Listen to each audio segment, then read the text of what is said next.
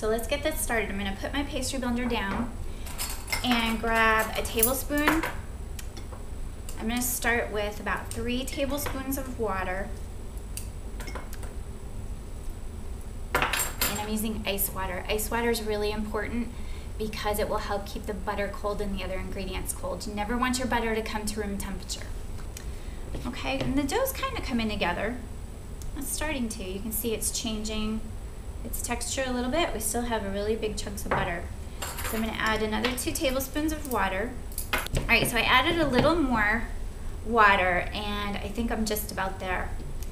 So let me stop for a second, and I'm going to show you what I mean. So if we look at the dough, you can see I've got some really beautiful, varying pieces of butter. So I've got my nickel size, and I've got my dime, and I've got a little bit of everything in between. And it's okay if there are pieces that are smaller than a dime, just as long as it's not the majority. Variety of size when it comes to your fat is the key.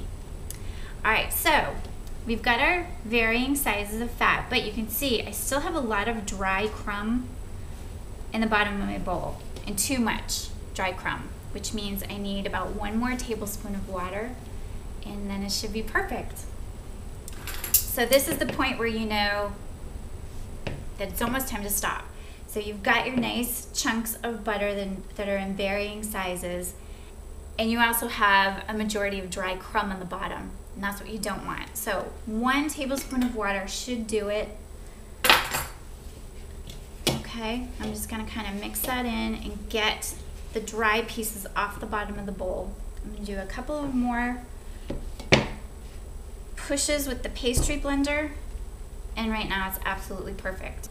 Now, what I'm gonna do here is gather my dough together because it needs to rest in the refrigerator. Now, I prefer to let it rest overnight because that will give you the maximum amount of hydration in your flour. You can rest it for as little as 30 to 45 minutes in the refrigerator if you really need to use it right away. But you know, the best results will be if you let it rest overnight. All right, so I'm gathering all the pieces of dough, and even the pieces that seem, you know, kind of crumbly, and getting those all off the bottom, putting them into the mess, and kind of gently patting them together. Now I'm gonna wrap this in parchment paper. You can also wrap it in plastic and let it rest in the refrigerator. And like I said, overnight is best, but you can also do it for as little as 30 to 45 minutes if you need it right away. So let's get this into the fridge, and then I'll show you how to roll it out.